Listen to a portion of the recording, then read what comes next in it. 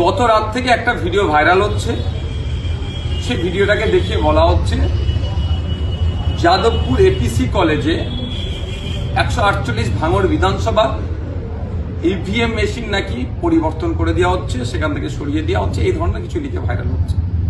আমি সাধারণ মানুষের উদ্দেশ্যে বলবো, আপনারা আতঙ্কিত হবেন না, আমরা আছি, আমরা খামারকে পাহারা দিচ্ছি।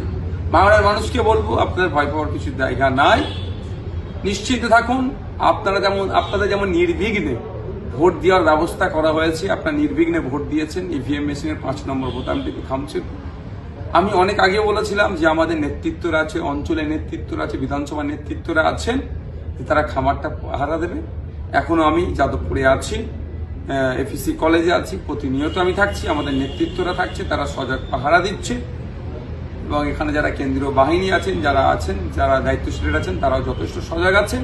সুতরাং ওই ভিডিওটি যাদবপুরের এপিসি কলেজের সাথে কোনো সম্পর্ক নয়। বিশেষ করে ভাঙড় বিধানসভার যেখানে ইভিএম মেশিন আছে, ওই জায়গার একটা ভিডিও নয়।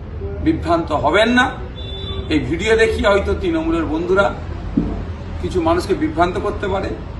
আমরা যতটুকু খবর পাচ্ছি, নাকি কোনো এক রাজনৈতিক দলের এজেন্ট হতে চাইছে না, কাউন্টিং এজেন্ট হতে আসতে চাইছে না, তাদের মনোবলকে বাড়ানোর জন্য এই ধরনের গল্প ফাঁদতে পারে। আমি সাধারণ মানুষের উদ্দেশ্যে বলবো যে কোথায় কি হচ্ছে এই মুহূর্তে বলা মুশকিল, তবে প্রত্যেককে বলবো যারা কন্টেস্ট করেছেন, যেমন আমাদের 30টা সহ আমাদের যে স্লিপগুলো আছে, আমাদের প্রত্যেককে আমরা আমাদের কাউন্টিং সেন্টারে ইভিএম মেশিন আমরা যেমন পাহারা দিচ্ছি, প্রত্যেককে পাহারা দিই। কোনো মতেই একটা জনগণের ভোট না লুট হয়। এবং আগামী 4 তারিখ ভাঙড় সহ রাজ্যের দিকে দিকে বাম আইএসএফের শক্তির ব্যাপক উত্থান হবে, সেটা খাতায় কলমে মিলিয়ে নেবেন।